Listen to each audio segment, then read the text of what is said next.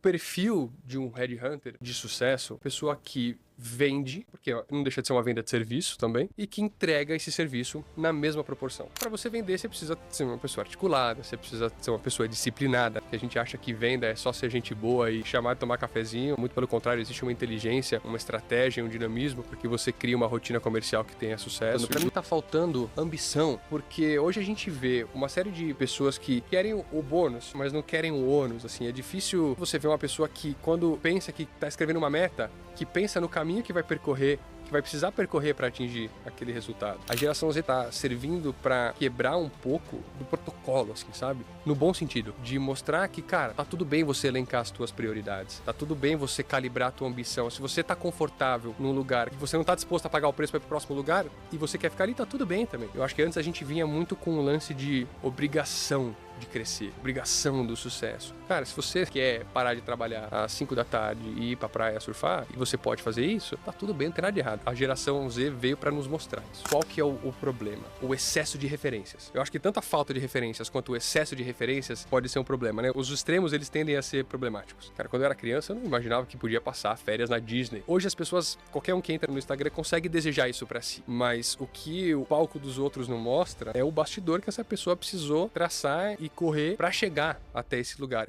Saudações militares, recrutadores, empresários, sejam bem-vindos a mais um Contrate Veteranos, que faz parte da divisão Hub de Soluções para Militares e que busca dar uma visão do meio corporativo. Eu sou o Tenente Galdino e tenho o enorme prazer de hoje receber o Rafael Di Maio, que é diretor executivo da ESEC, a principal consultoria de recrutamento de executivos no país. Rafael, seja muito bem-vindo, muito obrigado aí pela sua presença. Gostaria que você iniciasse contando um pouco para a gente da sua história, que tem um pouco a ver com a disciplina do militar também, pelo que eu soube, e como você começou nesse mercado de recrutamento de executivos. Olá, Galdino, primeiro, obrigado pelo convite, um prazer estar aqui.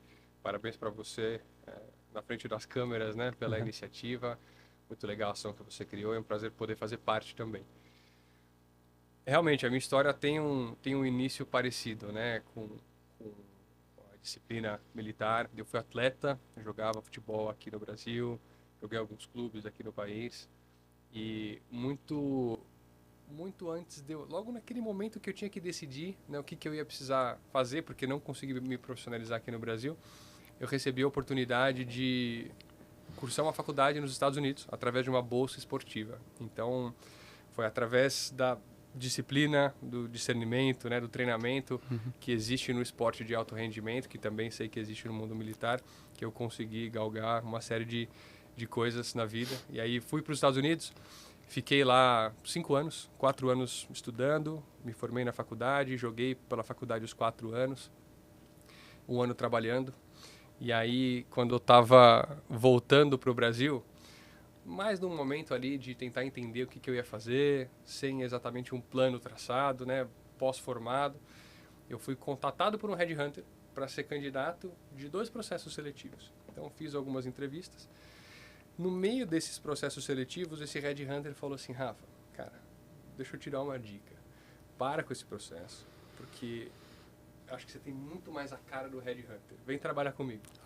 E aí, através desse convite, não sabia o que fazia um headhunter na época. Eu falei, cara, legal, preciso de alguma coisa para fazer. Mas, assim, me identifiquei desde o dia 1. Então, é um trabalho que tem um senso de propósito muito grande e que eu consegui entender que, para que você seja bem sucedido, você precisa ter pontos que eu tenho, pontos de fortaleza que eu tenho. E aí eu falei, cara, isso aqui é o que eu vou fazer da minha vida. E me encontrei, assim, no meu primeiro... na minha primeira experiência, assim, que retornei dos Estados Unidos, nos meus 5 anos lá. Pô, que interessante. E quais as características, Rafael, que você acha que um headhunter deve ter? O headhunter, assim, aliás, primeiro dar um passo para trás, o que faz exatamente um headhunter, né? O headhunter é o profissional que conecta as empresas com executivos. O nosso papel é tanto atender as empresas, que são os nossos clientes específicos, mas ao mesmo tempo a gente também representa ali os candidatos, né? E o perfil de um headhunter de sucesso é a pessoa que vende, porque não deixa de ser uma venda de serviço também, né? E que entrega esse serviço na mesma proporção. E para você vender, você precisa ser uma pessoa articulada, você precisa ser uma pessoa disciplinada, né? Porque a gente acha que venda é só ser gente boa né? E chamar de tomar cafezinho, né? Muito pelo contrário, existe uma inteligência, uma estratégia, um dinamismo para que você crie uma rotina comercial que tenha sucesso. E o que eu aprendi muito no esporte. O vendedor, é o que eu falo, né? O vendedor, para mim, os melhores vendedores são os que mais sabem perder, porque a quantidade de não que a gente toma para tomar um sim é muito grande, né? A proporção é muito alta. E no esporte é a mesma coisa, né? Quantas vezes você precisa errar para você conseguir acertar também é parecida essa dinâmica. Então, voltando para a dinâmica do Headhunter, assim, a gente hoje tem essas duas demandas. E aí, as características que eu vi em mim, que me permitiram construir uma carreira rápida, ascendente e legal dentro do universo do recrutamento, é justamente a capacidade de comunicação, a assertividade na comunicação, a disciplina na execução, porque é um trabalho também que exige um nível operacional muito grande, precisa entrevistar muita gente, então é uma entrevista uma atrás da outra, é conversas, é contato, é abordagem. Então, assim, é uma intensidade operacional muito grande.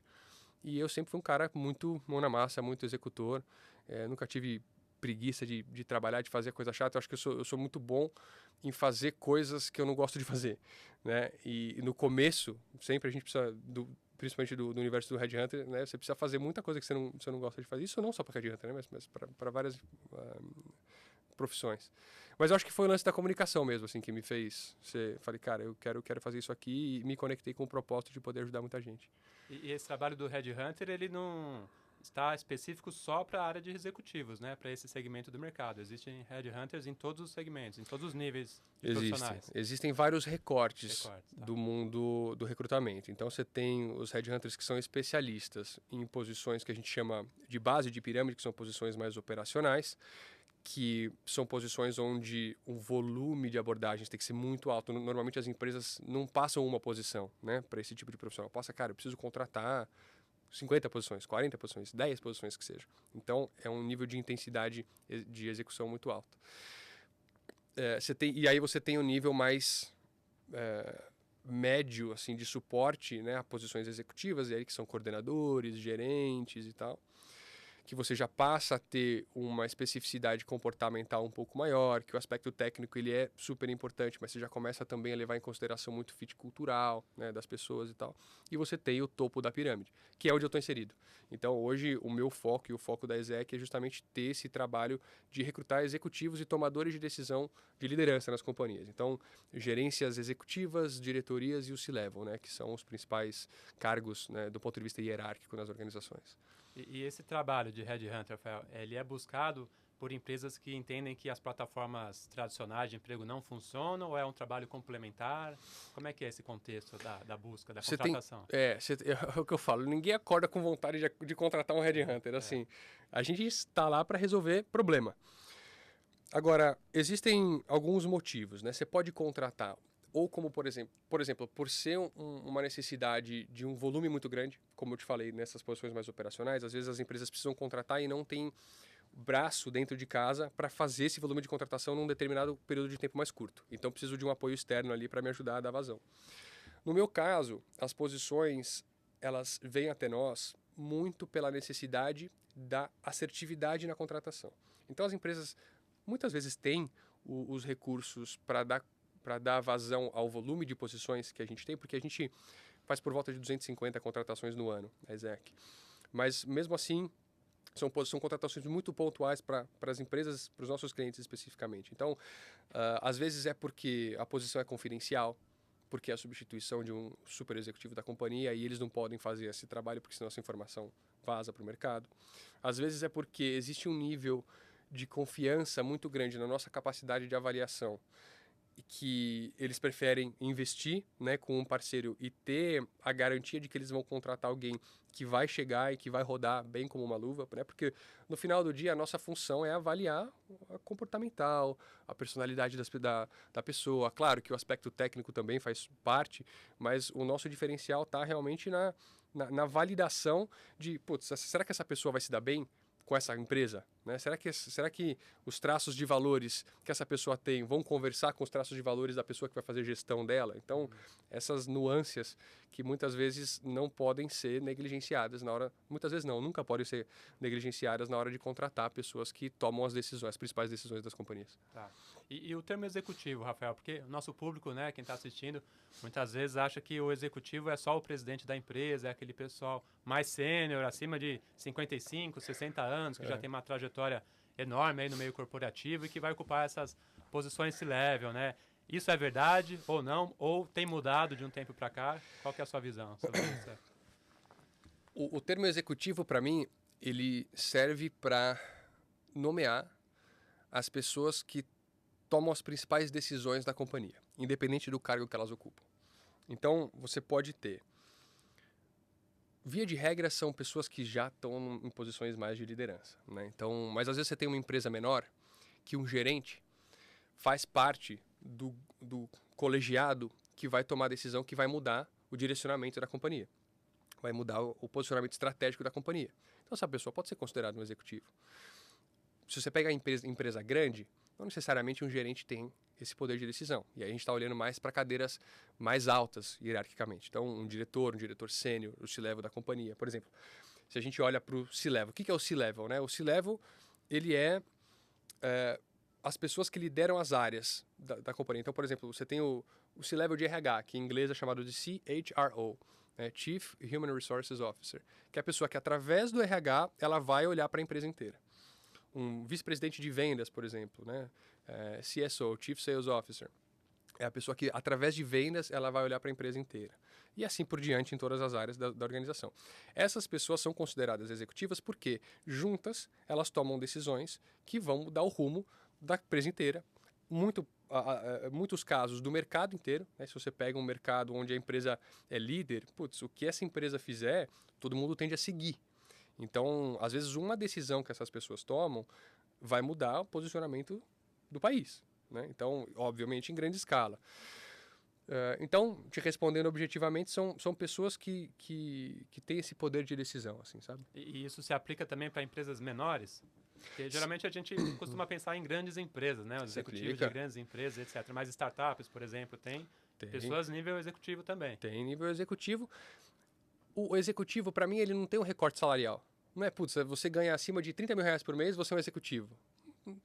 O executivo está muito mais vinculado ao poder de decisão que essa pessoa tem na empresa. Às vezes você tem uma startup que tem 7 pessoas. Putz, você tem 4 executivos, né? E que não necessariamente tem posições, tem cargos, tem o atributo, tem a sofisticação, né, que a gente imagina. Executivo que anda de camiseta e calça jeans e tá tudo bem. Então, assim, esse para mim é o conceito, né, de você ser posicionado como um líder executivo, é a capacidade de influenciar que você tem dentro da sua empresa. Seja ela uma empresa muito grande, seja ela uma empresa menor.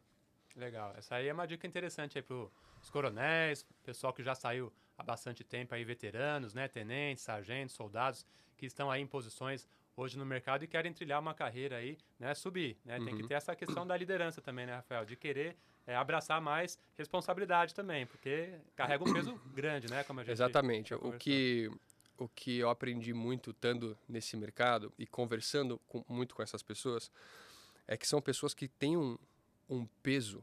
Precisa, assim, as decisões, dependendo, né? Pessoas, quanto mais alto na pirâmide hierárquica você tá, mais você tem um poder de influenciar a vida de muita gente. Então, se você pega uma empresa que é líder de mercado e que o principal tomador de decisão, o presidente dessa empresa, por exemplo, toma uma decisão errada, ele vai impactar não só a vida dele, mas ele vai impactar a empresa inteira, ele vai impactar todos os clientes daquela empresa, ele vai impactar todos os fornecedores daquela empresa. Assim, então, é toda uma cadeia que depende de pouquíssimas pessoas que carregam um peso que, às vezes, quem está de fora fala assim, nossa, mas por que esse cara ganha tanto dinheiro? Como que esse cara ganha tanto dinheiro? Né? Putz, não é justo.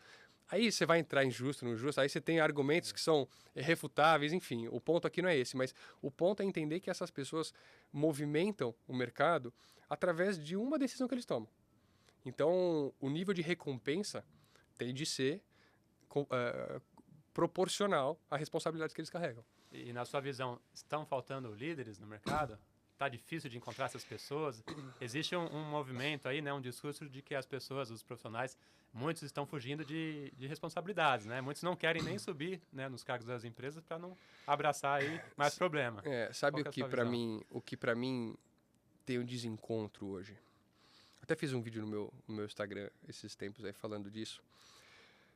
Mas o, a falta de calibragem entre você querer chegar ou querer ter ou ser alguém versus estar disposto a pagar o preço para você chegar onde você quer chegar.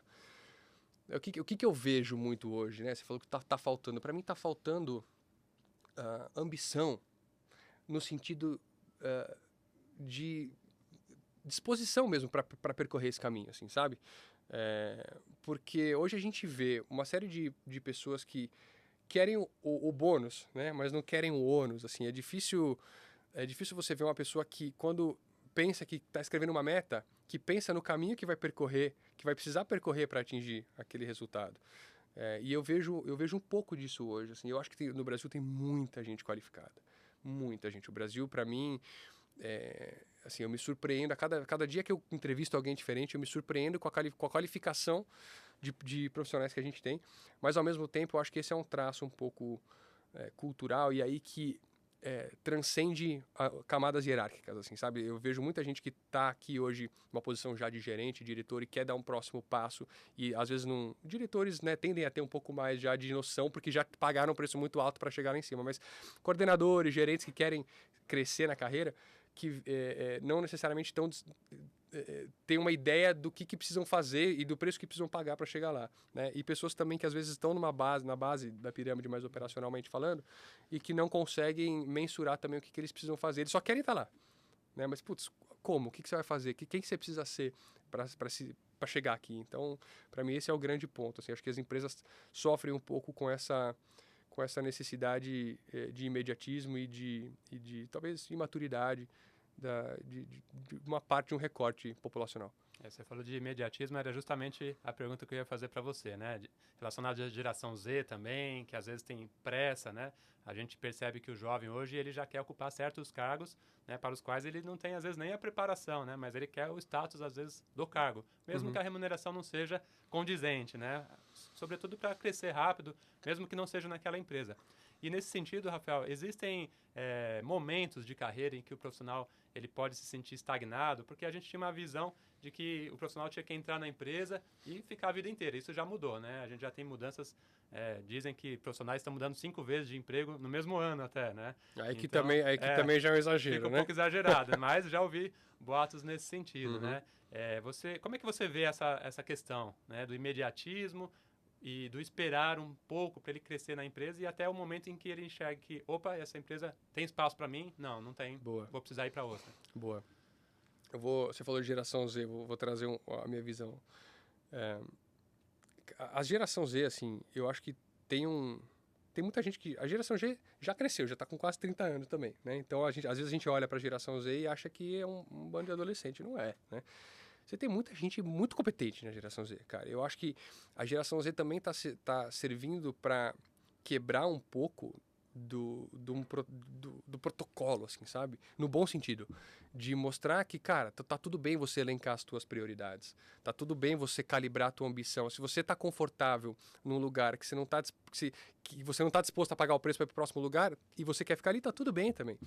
Eu acho que antes a gente vinha muito com o lance de obrigação de crescer, obrigação do sucesso. Cara, se você quer parar de trabalhar às 5 da tarde e ir para a praia surfar, e você pode fazer isso, tá tudo bem, não tem nada de errado com isso. Né? Então a geração Z veio para nos mostrar isso.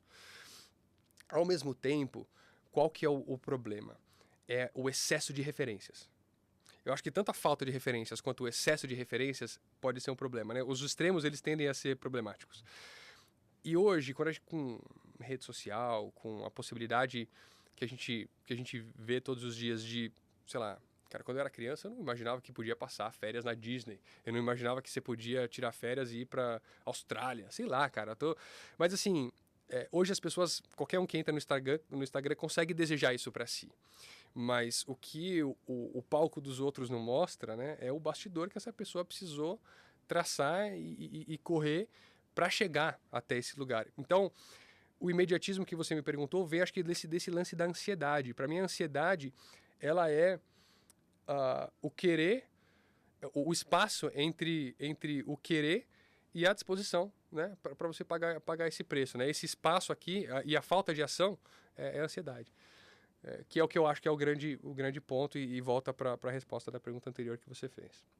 Agora, indo para a segunda parte da tua pergunta, que é relacionada aos ciclos, para mim eu acho que é muito benéfico você construir um ciclo consolidado. E o que é um ciclo consolidado? Um ciclo com começo, meio e fim. Você foi contratado para fazer alguma coisa, você faz essa coisa, né? Você entrega bem, você propõe melhorias, propõe coisas novas para serem feitas, treina pessoas para ficarem no seu lugar e sai. Né? Isso, para mim, e sai para uma outra oportunidade que vai te desafiar intelectualmente de um jeito diferente e tal. Então, eu vejo muito nesse sentido, assim. E quanto mais você cresce na carreira, mais esses ciclos tendem a ser longos. Um gerente ou um diretor, via de regra, né, não consegue fazer uma grande transformação em 6 meses ou 1 ano.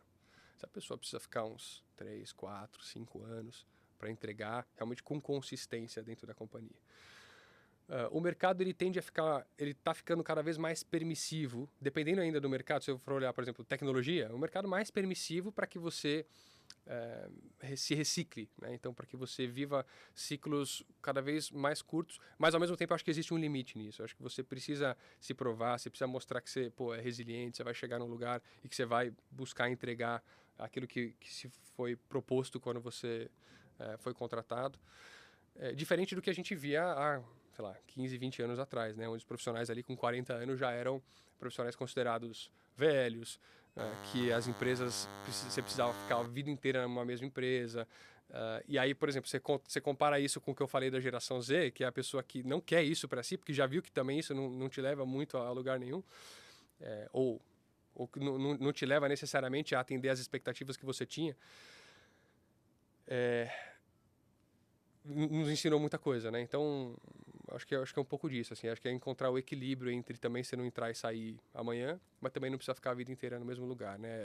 É saudável você se provar em outro lugar, é saudável você conhecer uma outra cultura, é saudável você sentir o frio na barriga de novo, né? De começar de novo, de se sentir um iniciante de novo. E as empresas, né, você que tem a visão delas, né, que pessoas buscam profissionais, elas também estão aceitando um pouco mais isso, né, Rafael? De saber que esse profissional pode entrar e daqui a um tempo ele pode sair, até mais rápido do que ela espera, né? Como é que está isso? Hoje eu vejo muito que as empresas contratam por ciclos, né? Assim, no sentido de, cara, a tua missão quando você chegar aqui é essa aqui. Pode demorar 3 anos, pode demorar 5. Eu acho que em cargo de liderança, um ciclo menor do que 3 anos, a não ser que seja alguma coisa específica, puta, também você não vai ficar num lugar só por ficar, porque se não tá te fazendo bem emocionalmente. Aí é um outro contexto, eu tô falando num cenário mais normal, né? Menos de 3 anos eu acho que não dá tempo para você contar uma história, sabe, consistente mesmo, assim. Não dá tempo de você contar essa história, você treinar alguém, você deixar alguém na associação, você deixar um legado mesmo, assim, sabe? Eu acho que o legado, ele leva tempo para ser construído. Então, as empresas contratam, eu vejo muito que as empresas contratam por ciclos. Então, a tua missão aqui é chegar, estruturar a área e, putz, legal, depois a gente vê o que faz. No caminho, assim, né, a gente vai construindo um próximo passo teu. Existe o esforço também das empresas a darem, né, sempre desafios para as pessoas que elas enxergam que são pessoas que agregam valor para a companhia. Então, é isso, assim, os CEOs, né, que são contratados para fazer um turnaround, por exemplo, para fazer um momento de crescimento inorgânico das empresas. Putz, essa pessoa conhece de M&As, conhece de compra, né, de outras operações. Então, ele vai chegar para fazer isso e aí, putz, depois a gente vê o que faz. A gente vê se vai continuar precisando do perfil dele, se a gente vai precisar de algum outro perfil. Então, ciclos tendem a ser combinados assim no início, não o tempo em si, obviamente, mas o que essa pessoa precisa fazer, e ao longo do caminho essa pessoa também, se ela for sagaz, ela vai cavando oportunidade para si. Então, putz, construir a área, mas durante esse processo apareceu aqui uma outra demanda que eu sei como resolver, e aí essa pessoa vai sempre também buscando se perpetuar na companhia, né? A partir do momento que ela entenda que faça sentido. Então, existe uma mudança, pelo que eu entendi, né? São projetos mais específicos hoje em dia. Não quer dizer que ele vai entrar e trilhar uma carreira, né? Como Assim, não dá pra gente bater o martelo. Você tem empresas que são muito formadoras, por exemplo. Você tem empresas que contratam como estagiário e tem a cultura de formar essas pessoas até chegar ao nível de diretoria. Conheço empresas assim, né? São as empresas chamadas de carreiristas.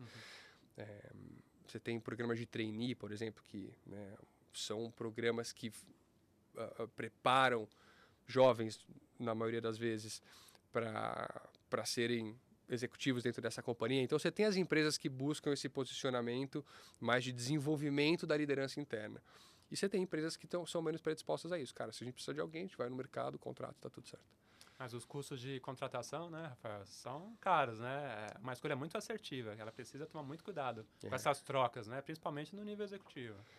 A contratação, assim, o investimento para a contratação, ele não é só vinculado ao valor financeiro que essa contratação demanda, mas ao tempo, ao treinamento, ao custo de oportunidade de contratar errado. Então, se você contratou uma pessoa que não deu certo em 6 meses, fora o tempo do processo seletivo, os 6 meses que você ter essa pessoa, a empresa poderia estar indo totalmente numa outra direção se você tivesse a pessoa certa.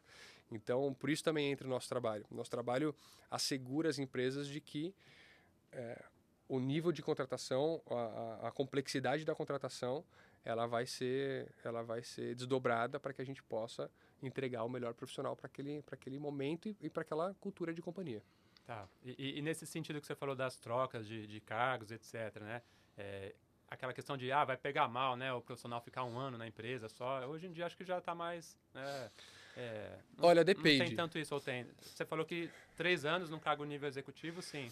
Não mas dá, se acontecer dele sair antes, por exemplo, né? Se acontecer de sair antes, assim, você precisa entender o motivo. Por que saiu antes? Saiu porque... sofria assédio moral? Cara, então sai logo. Não precisa esperar 1 ano para sair. Né? Nenhum trabalho compra a sua sanidade mental.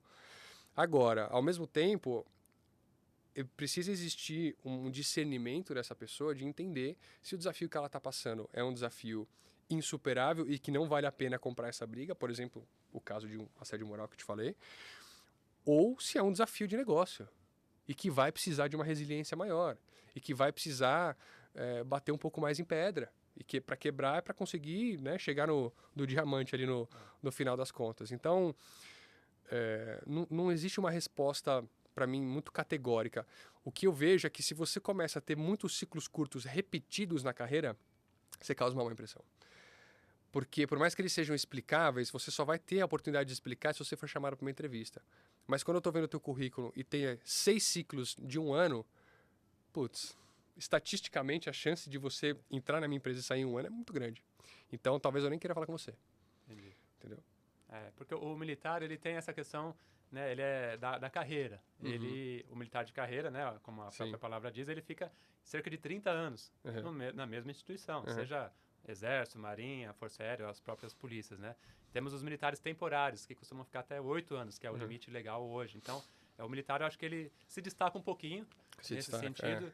De dar tempo ao tempo, esperar um pouco a chance ter a paciência, o discernimento. Lembra que a gente falou de pagar o preço, né? É isso, tá relacionado à resiliência e disciplina. Tá nesse pacote, né? Porque a hierarquia também tem a ver com isso, né? Dentro da vida militar, a gente tem que esperar o tempo passar para você ser promovido para a próxima patente, né? E todo militar sabe disso. Não tem como furar essa fila. Você não vai sair de sargento para tenente em 6 meses. Isso não existe. Né? Então, eu acho que o militar ele consegue se destacar um pouquinho também nas empresas, quando ele entra, já falando sobre isso. Né? Que ele passou tantos anos na vida militar, né? Que ele galgou ali vários cargos, várias patentes, executou várias tarefas. Eu acho que as empresas querem ouvir um pouco dessa história. Né?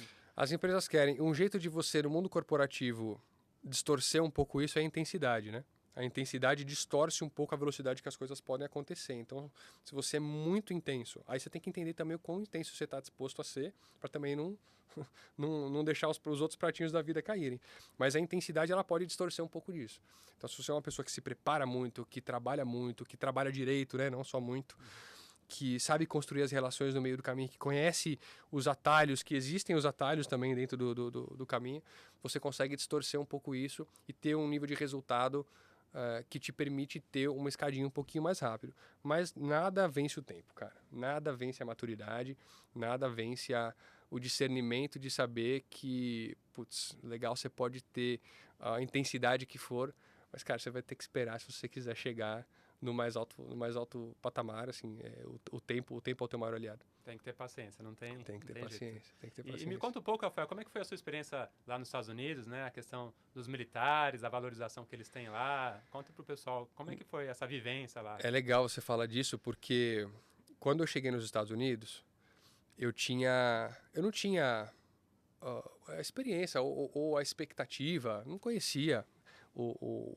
a cultura militar lá nos Estados Unidos. E eu sempre gostei, porque até te falei fora das câmeras, mas se eu não tivesse ido para os Estados Unidos, muito provavelmente eu teria feito o CPOR, que você fez, se eu não me engano, né? E, então, eu sempre me interessei por isso.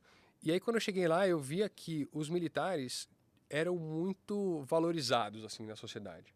Né? Você tem os desfiles, você tem um nível de respeito. Já encontrava alguns militares, quando eu encontrava, o nível de respeito que as pessoas que cercam esse militar têm é muito grande. Eu sempre achei isso muito legal. E aí depois conhecendo aqui o projeto e você me mostrando o quanto das empresas lá fora também investem nesse movimento, putz, eu achei super interessante. Então, realmente, assim, eu me lembro uma vez, eu estava num parque de diversão lá nos Estados Unidos, e eu encontrei um militar e a gente ficou conversando e tal, e ele me contou as histórias e tudo mais. Ele falava que às vezes o pessoal parava ele na rua, queria tirar uma foto, agradecia a ele, né, pelo que ele tinha feito nos Estados Unidos. Então, essa cultura de respeito, assim, eu sempre admirei bastante. É uma gratidão, né? Existe uma gratidão. Claro que é uma outra cultura, a cultura de combate, enfim, né? Não dá pra gente comparar com o nosso país. Mas você visualiza que isso pode ser uma realidade no Brasil? Já está sendo, mas crescer assim de uma forma expressiva, principalmente pela questão das soft skills, né? Que os militares têm tanto, a questão da resiliência, da flexibilidade, do espírito de equipe. Como é que você enxerga, né? Até em relação à mão de obra que você vê hoje no mercado. Eu vejo que é totalmente possível. Assim, o que é... Eu gosto de dizer que cultura é repetição de padrão coletivo. E se a gente está num país que é do tamanho que a gente para você mudar e implementar uma cultura, demora, é trabalhoso, né? E não é da noite para o dia. Então, mas apesar disso, eu acho que é possível, acho que a gente pode criar subculturas, né? O mundo corporativo é uma subcultura, uma empresa é uma subcultura dentro de uma subcultura, uma área de uma empresa é uma subcultura dentro de uma subcultura dentro de uma subcultura. Então, assim, a gente pode começar isso aos poucos. E pessoas como você, por exemplo, que criam projetos assim, são viabilizadores disso. Eu acho que o militar... Eu acho não. Eu sei que o militar tem um comportamental diferente. Né? Uma pessoa que passa por uma série de treinamentos, passa por testes e que desenvolve o psicológico, via de regra, acima de um patamar de sociedade. E essa mentalidade pode ser muito utilizada em diversos recortes da sociedade, inclusive no mundo corporativo. Então, eu acho sim que existe um espaço para o militarismo dentro do mundo corporativo. O que a gente tem que entender é onde. Porque para uma empresa contratar um gerente sênior, né, para pagar uma remuneração ali de 20, 25, a partir disso, passa a ser arriscado ela trazer alguém que não tem a experiência do contexto que ela vive.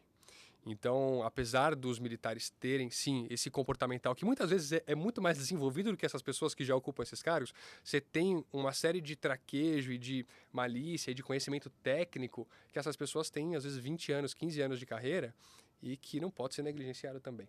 Então, o ponto é a gente conseguir encontrar o equilíbrio disso dentro das empresas, seja para posições mais operacionais, seja para posições ali de suporte de gestão, que eu entendo que seja o melhor jeito, e aí, obviamente, que é caso a caso, não dá para a gente generalizar, mas, via de regra, eu acho que é nesse espaço aqui que a gente consegue encontrar um bom início de jogo. Né? Até estava fazendo um paralelo, o Michael Jordan era o rei do basquete, né? E depois ele foi jogar beisebol. E aí, ele levou a mentalidade que ele tinha no basquete para o beisebol porque era um esporte, ele era atleta, Mas ele ia jogar beisebol, ele não estava nem entre os top 100, sei lá, jogadores de beisebol. Ele era um cara que era um iniciante.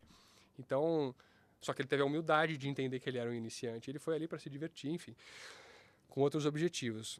Para mim, a grande virada de chave e o jeito que o militar pode se destacar no mercado corporativo é se ele levar a consciência que ele desenvolveu dentro da carreira do Exército, né, carreira militar, para o mundo corporativo, junto com a humildade de entender que ele é um iniciante de novo.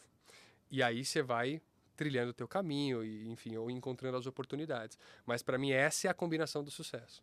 É porque a gente fala, ele nunca vai começar do zero, né? Ele Não traz vai. uma bagagem, né? Vai chegar no meio corporativo, ele não vai ter o traquejo, não vai ter o corporativez, a linguagem toda, né? E a vivência de mercado. E o conhecimento técnico, e a vivência, a capacidade, às vezes, de influenciar. Cara, às vezes você pega um militar que é um pouco mais, né, que é mais preso ao estereótipo. Eu vou me basear como alguém que também não tem tanto conhecimento como você, mas que é o estereótipo do militar, que é uma pessoa muito rígida, muito... Cara, você vai para uma empresa, uma startup, essa pessoa não serve para essa startup. Não bate com a cultura. Né? Agora você vai para uma empresa que precisa, né, que precisa ser mais disciplinada, para uma empresa mais de segurança, por exemplo, putz, você vai se destacar muito mais do que as pessoas que não viveram, não tiveram oportunidade de trilhar essa carreira militar. Então é uma questão de contexto. Não é todo mundo, e aí do mundo corporativo também, né? Não é todo mundo que serve para todo lugar. Putz, eu não sirvo para todo lugar, você não serve para todo lugar. E ainda bem, né? Porque a gente tem os nossos lugares que a gente vai se dar melhor.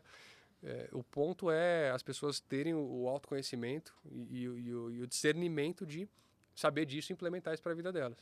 E não achar que, porque necessariamente você já tinha uma patente alta no Exército, você já vai ter um cargo alto. Não é inversamente proporcional. Não dá para fazer esse paralelo tão automático assim, né? Não dá. E a gente vive também momentos hoje, né, Rafael, de temos uma hierarquia não tão verticalizada, né? Algo mais horizontal também, né? A comunicação, né, mais fluida entre os postos, né, os cargos, eu ia falar as patentes, né, os postos, então o CEO mais acessível, se comunicando com pessoas na empresa, que antigamente era difícil a gente ver isso, né, o presidente ir lá no refeitório conversar com o pessoal, né, tinha esse afastamento. Você tinha, o presidente ficava na sala dele ali, era quase que uma entidade, né, entrava, todo mundo ficava quieto assim, né.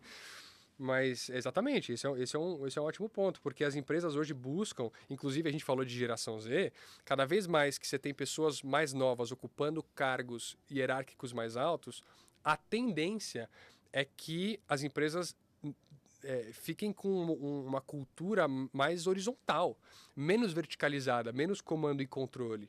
Então esse é um paralelo que, obviamente, ele é diferente de empresa para empresa. Você tem empresas que ainda são comando e controle e tal, mas a tendência de mercado é você encontrar um equilíbrio nesse sentido, né? Então, o militar que não consegue ter essa capacidade de entendimento e achar que porque o gerente manda no coordenador, o coordenador manda no analista, o diretor manda no gerente... Não é assim que funciona, né? Eu não sei, você sabe muito melhor do que eu como que é dentro do Exército, mas assim, o mundo corporativo, você tem um limite muito tênue entre você dar um comando e passar do ponto. Porque na hierarquia militar a gente tem que obedecer, não tem, então. você não tem para onde fugir, né? No meio civil você consegue, né, refutar alguma ordem ali que você não concorde, argumentar, né? No meio militar não. É muito mais maleável. Você não pondera, né, o que a gente fala, aceita e obedece, né? Hoje em dia aqui fora a gente vê que não é bem assim, né? E nesse sentido, Rafael, você tocou num ponto bem interessante, que às vezes o militar sai, principalmente de alta patente, o coronel, que ficou 35 anos na ativa, um tenente também, que está se aposentando, um capitão, e às vezes ele acha que o cargo está esperando ele aqui fora, né? E foi o que você falou, nem sempre isso vai acontecer. Ele acha que ele vai ter que se encaixar automaticamente aqui, que tem um espacinho reservado para ele, né? E não. Às vezes ele vai perceber que ele não está se encaixando em lugar nenhum, ou o que ele espera não existe aqui fora, né? Como é que é essa sua visão da autogestão da carreira, de estar conectado com o que está acontecendo? Como que ele pode ainda, no serviço ativo, se ligar? Como é que está o mercado hoje? Quais são as áreas mais em alta? Tem alguma forma? Eu vou te dar um exemplo meu, real. Eu, quando voltei dos Estados Unidos, eu falei, cara, sou formado nos Estados Unidos, falo inglês, dei aula de inglês, eu vou arrumar emprego em qualquer lugar. E foi bem diferente disso, na real. Por quê? Eu voltei para cá, eu tinha 23 anos. Tinha tido experiências, mas muito pontuais e não comparáveis ao que alguns estagiários de faculdades do Brasil têm. Então eu chegava nas empresas, legal, o meu grande ativo era ter ido para os Estados Unidos e ter me formado lá. E todo o soft skill que eu aprendi também, muito mais do que o diploma acadêmico, muito mais, pô, o que, que eu vivi por 5 anos sozinho, morando em outro país. Só que as portas não se abriam automaticamente para mim. E eu demorei para entender, eu falei assim, cara, o que eu tô fazendo de errado, né? E só que rapidamente eu entendi que, pô, peraí, não é o mundo que tem que se adaptar a mim, sou eu que tenho que me adaptar ao mundo, né? E o paralelo é muito parecido com o militar. Não é as empresas que têm que se adaptar aos militares, são os militares que têm que se adaptar às empresas e à realidade do mercado. Então, por isso que eu falei da humildade. Se a pessoa tiver a humildade de entender que ela sim é diferente do ponto de vista de consciência, mas que ela não tem os skills técnicos, às vezes, que determinado cargo vai exigir, ela vai buscar fazer curso, ela vai querer aprender, ela vai querer se cercar de pessoas que vão poder ensinar e naturalmente vai achar o seu lugar no mercado, vai achar o seu espaço. Tem, então, um jeito de compensar esse Tem. atraso, entre aspas, Lembra, né? o que eu falei é a intensidade. Assim, a intensidade pode distorcer um pouco as coisas. Então, a pessoa que sai do exército, né, com 8 anos de carreira, um exemplo. Se você for olhar na lógica de idade do mundo corporativo, e essa não é minha opinião, essa é um fato, essa pessoa tá atrás de outras pessoas, né? Então, você vai sair do exército, sei lá, com 30 anos, 32, 33, numa posição de analista, dificilmente essa pessoa vai chegar numa posição de C-level, né? Por quê? Porque você tem pessoas de 30, 32, 33 que já são gerentes, que já são diretores e que naturalmente oferecem menos risco para as empresas para serem contratados. Porque, pensa você tem uma empresa, você vai contratar alguém da mesma, né? Alguém ali para ser um cargo de diretor. Você vai contratar alguém que já viveu isso e que já vai talvez ser um copia e cola, né? Em inglês tem a expressão plug and play, um Ctrl-C, Ctrl-V, e já vai rodar, né? Ou seja, estatisticamente a chance dessa pessoa não vingar na empresa é menor, é pequena, ou você vai contratar uma empresa, uma pessoa para pagar o mesmo salário que nunca viveu o que a tua empresa oferece, não conhece dos teus produtos, não conhece do teu serviço, nunca fez gestão de um time corporativo. É um risco grande. Pode ser que essa pessoa dê certo?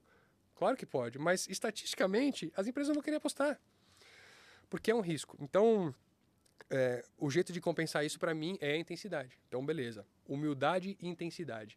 Legal. Sei que sou diferente do ponto de vista de consciência. Sei que tenho habilidades de soft skill que essas pessoas não têm, mas eu não tenho essas outras habilidades que elas têm.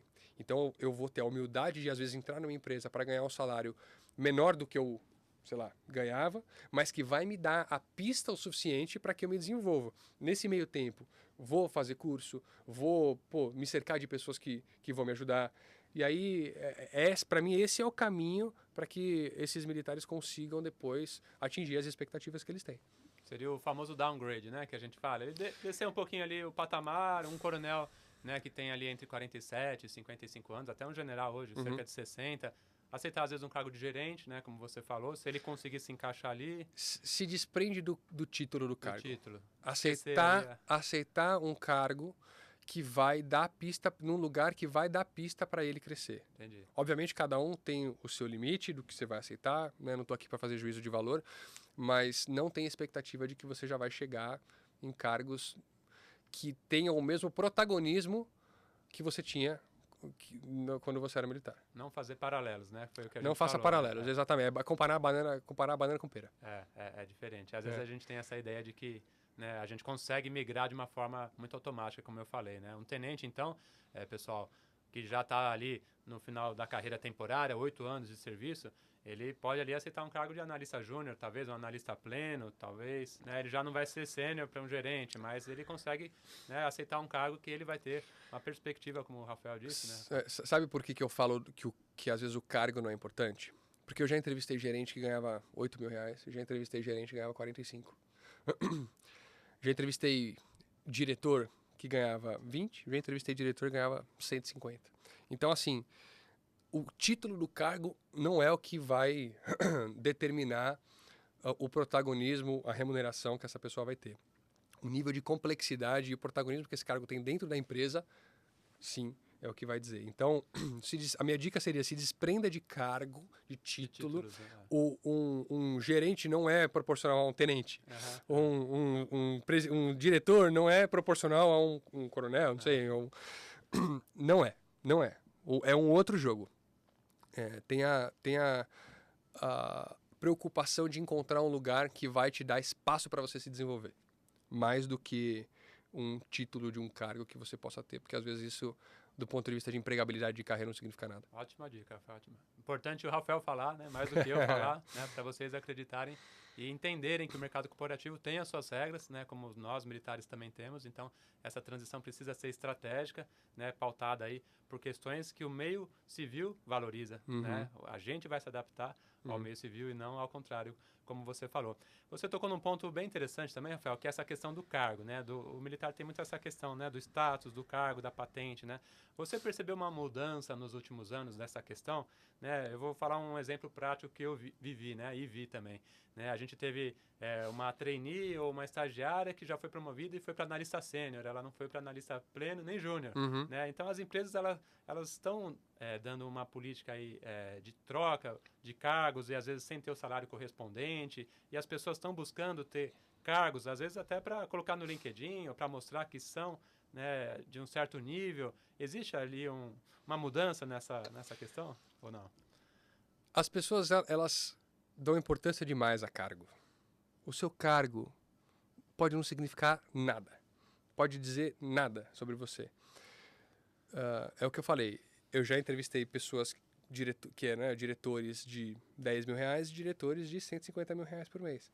O que vai ditar, assim, é realmente o protagonismo que você vai ter dentro da empresa. Em relação ao posicionamento que as empresas estão tendo, né, que foi a tua pergunta, é muito de empresa para empresa.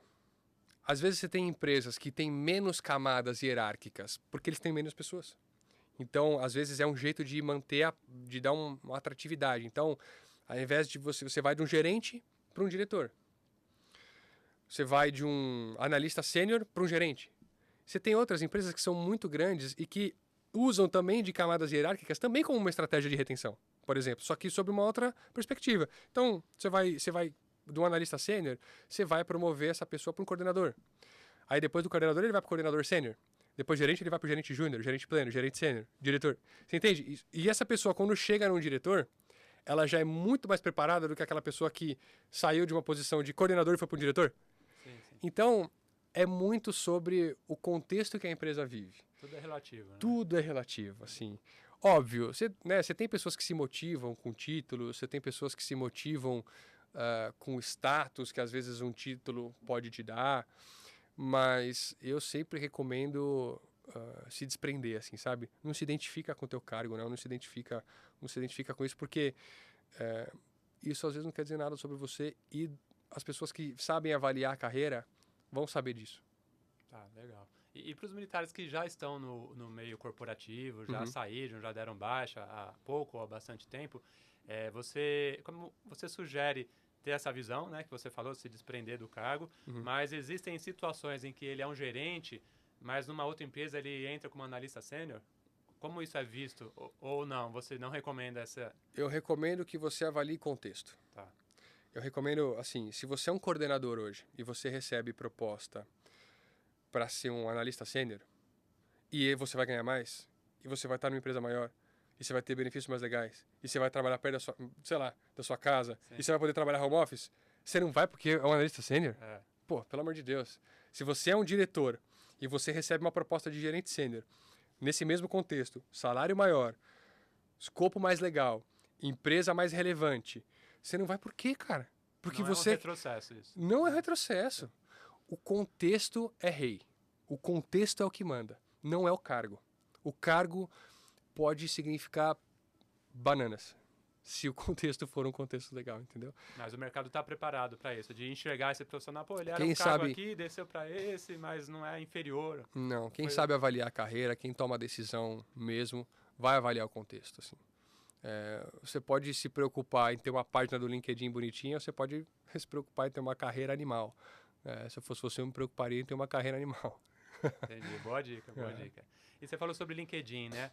Quais são as principais dicas que você dá sobre o posicionamento nesse nível executivo? O que ele tem que ter, apresentar? Precisa ter um Instagram profissional? Ele tem que se Não precisa. posicionar, gerar conteúdo? Ou ele pode ser mais low profile? Ele vai ser encontrado dessa forma ou não? Eu acho que existe uma diferenciação importante entre empreendedores, nesse sentido, né? Entre empreendedores e executivos. Para mim, o empreendedor tem que estar presente no digital. Você tem que construir tua marca pessoal, você tem que ser um viabilizador do teu negócio. Quando a gente olha para o mundo corporativo, não necessariamente. Até porque, assim, não são todas as pessoas que têm esse interesse, não são todas as pessoas que têm essa habilidade também, porque, de certa forma, não deixa de ser uma habilidade, e não são todas as pessoas que têm o tempo para fazer isso, porque, cara, demanda um planejamento. Agora, você não pode deixar de também construir sua marca pessoal. O LinkedIn é uma das formas com que você constrói a sua marca pessoal. Você pode ali postar conteúdo que vai gerar valor para as outras pessoas, mas para mim o melhor jeito de você ter uma marca pessoal muito boa é você ter uma rede de relacionamento forte. E aí eu bato muito nessa tecla com as pessoas que eu entrevisto, com as pessoas que vêm me pedir mentoria de carreira, até no meu próprio LinkedIn, no meu próprio Instagram, né, porque eu tenho esse posicionamento, é de que se você não tem um alicerce de pessoas que te cercam e que você sabe que você pode contar, corporativamente falando, né? A tua carreira não é tão forte como você imagina. Você pode ser ter um super cargo numa multinacional muito relevante, beleza, mas se você se fecha para construir relacionamento, na hora que você precisa, você vai parecer um pouco mais desesperado, assim, sabe? Não se constrói relacionamento só quando precisa. Se constrói relacionamento no dia a dia. Você precisa ter agenda de café, você precisa ter agenda de almoço, você precisa ter agenda de gerar valor para as outras pessoas também, porque uma vez que você precisa dessa tua rede de relacionamento, você só liga, né? E você pede uma ajuda. E é assim que você constrói uma marca forte. Nada é mais forte do que uma recomendação de uma pessoa que fala assim, cara, fala lá com o Galdino porque ele vai resolver o teu problema. Né? Nada é mais forte do que isso. E quanto mais distante, aliás, a rede social ela faz com que essa rede de relacionamento ela fique um pouco mais distante, assim, né? Que você chegue em lugares que você não consegue chegar no dia a dia. Mas se você fizer isso no dia a dia bem, já é o suficiente. Porque a gente tem a noção de que o LinkedIn, as redes sociais vão te conectar, né? Mas isso é verdade, mas também tem um pouco de ilusão, porque é uma conexão ali digital. E o networking é um dos principais problemas hoje dos militares, né? Porque nós temos a vida militar e a vida civil, né? Meio que como mundos paralelos, né? A gente fala que a gente vive dentro de uma bolha, muitas vezes, dentro do militarismo. Então, fazer conexões com pessoas estratégicas que nos ajudem depois, quando nós sairmos, é muito complicado para a gente. A gente, às vezes, não sabe falar a linguagem, não sabe aonde circular. Então, você deu a dica aí, né? Tomar café, ir até alguém que conhece, alguém que já foi recolocado em outra empresa, que já saiu antes de você, Sim. ir num congresso, ir num workshop, ir numa feira. Tem outras dicas que você pode dar para os militares conseguirem sair um pouco do quartel ali nos últimos 6 meses, último 1 ano, ele começar a ver outros ambientes? A maior dica que eu dou é que você vai se surpreender com a predisposição que as pessoas têm em ajudar. Se você for sincero em pedir ajuda, fala assim, cara, eu tô querendo me especializar em, sei lá, em tecnologia. Um militar que saiu quer se especializar em tecnologia, por exemplo. Faz uma lista das pessoas que são referências naquilo que você quer fazer. Qualquer coisa. Tô dando um exemplo aqui de tecnologia. Separa ali 50 pessoas que você vai acessar pelo LinkedIn, pessoas que você conhece, da tua rede de relacionamento, direto, indireto. Dá um jeito de chegar nessas pessoas. Você vai se surpreender com o retorno positivo que você vai ter em pedir ajuda. Porque é diferente de você chegar para um recrutador e falar, cara, me dá uma vaga. Não é essa ajuda, mas chega para um outro militar que já está mais experiente, né, e que já faz aquilo que você quer fazer e fala assim, cara, pode pagar um café? Me fala, o que você fez? Opa, sabe? Ninguém faz isso, cara. Assim, poucas pessoas fazem isso. Chega para alguém que, sei lá, gerente de tecnologia. Fala assim, cara, eu sou militar, eu gostaria muito de aprender a fazer o que você fez. Posso te pagar um café? Você também tem que gerar um valor, né? Não adianta só chegar pedindo ajuda, né? Que você tem que devolver alguma coisa ali para a pessoa. Nem que seja uma companhia agradável e uma educação, né, na hora de abordar. Mas você tem que gerar isso. Porque as pessoas vão te ajudar, cara. Assim, as pessoas vão ajudar. Não adianta também você mandar 3 mensagens e não receber nenhum tipo de retorno. Ninguém quer me ajudar. Cara, manda, você recebeu 3, mandou 3, não recebeu? Pô, manda 50, cara. Manda 150. O que você está fazendo em casa? Porra, pega um dia inteiro no LinkedIn, mapeia ali as pessoas, pergunta pro chat GPT, inteligência artificial, quais são as empresas referências no setor que eu faço. Opa, legal, você pegou ali uma lista de 15 empresas, vai atrás dessas empresas. Puta, aí você pensa, quem são os militares que já fez? Vai atrás dessas pessoas, pede ajuda. A ajuda vem. Assim, eu ouvi uma frase esses dias que é, assim, eu não lembro exatamente qual era a frase, mas a mensagem que eles queriam passar é que ninguém segura a pessoa que quer crescer. Ninguém segura. Pode demorar um pouquinho mais, pode ter um caminho um pouco mais tortuoso, mas a pessoa que quer de verdade, puta, vai dar um jeito. E às vezes não sabe exatamente o que quer.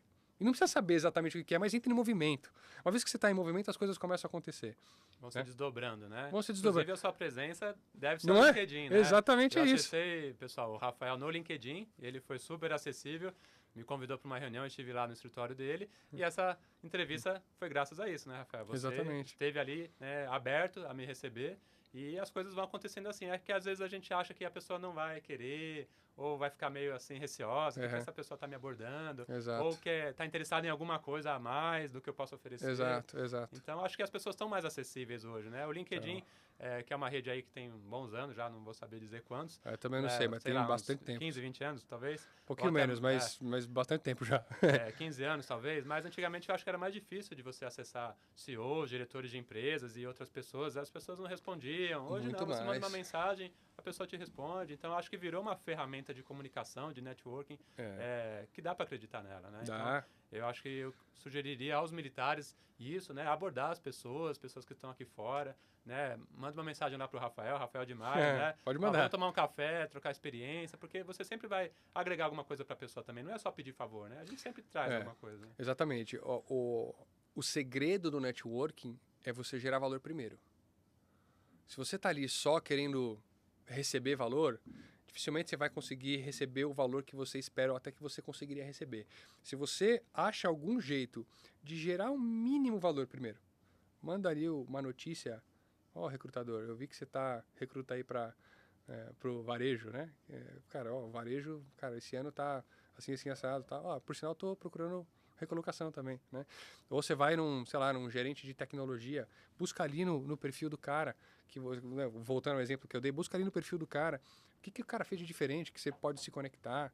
Então, sempre foge do óbvio na hora de construir uma rede de relacionamento, assim. E eu vou contar uma coisa, algumas pessoas têm curiosidade para saber o que é um militar, cara, o que você fez na carreira? Pô, um dos motivos de conversar com você também, porque falei, pô, que legal. Um cara que saiu do mundo militar, tá no mundo civil, tá com essa iniciativa. Pô, esse cara é interessante, quero conversar com ele. Então, assim, também, né, você gerou ali despertou alguma coisa de curiosidade em mim que me fez conversar e, enfim, se desenvolver a conversa e estar aqui hoje. Então, a minha dica é essa. E headhunters são acessíveis ou não, Rafael? O militar pode ir lá no LinkedIn e falar com eles? Militar pode, deve, só que assim, você tem que fazer diferente. Porque não ser um militar, assim, para você se conectar com o headhunter, tem que fazer diferente, porque a gente recebe muita mensagem de gente querendo recolocação, o que por um lado é legal, porque, né, você começa a perceber que você é visto como referência. Mas ao mesmo tempo, assim, é muito difícil conseguir responder todo mundo. Eu faço um esforço muito grande para ler todas.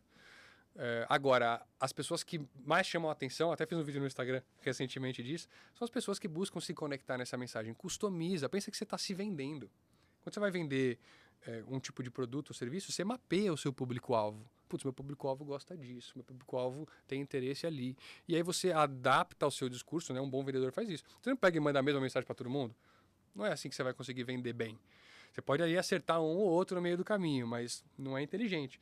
Então, o construir networking, construir relacionamento, seja você militar, seja você civil, qualquer contexto, é a arte de conseguir se vender.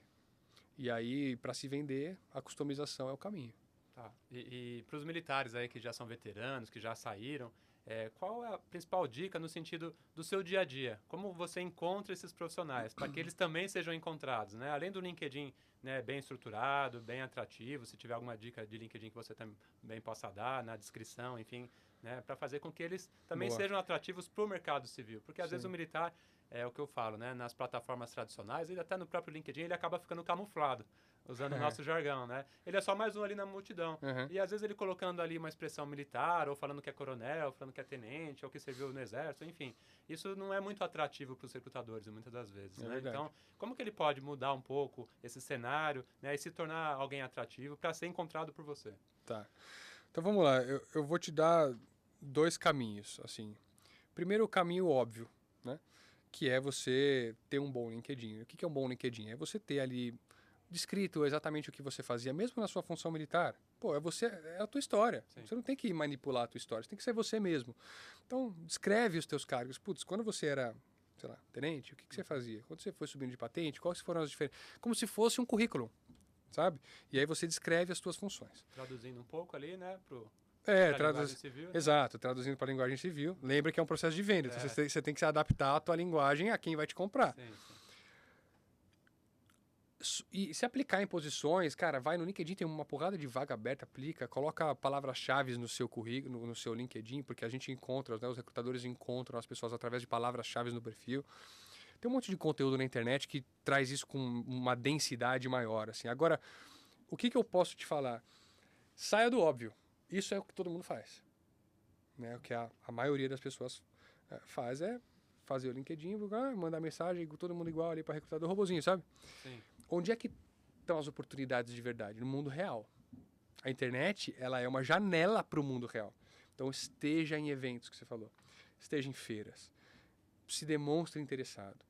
Vai atrás dessas pessoas no mundo real. Gera valor para elas no mundo real. Uma coisa que eu fiz, eu sei que não é todo mundo que tenha a condição de fazer isso, mas para que eu conseguisse arrumar um dos empregos mais legais que eu tive no começo da minha carreira, eu trabalhei na Florida Cup, nos Estados Unidos. Eu sempre gostei muito de futebol, fui convidado para trabalhar lá e foi uma das experiências mais legais.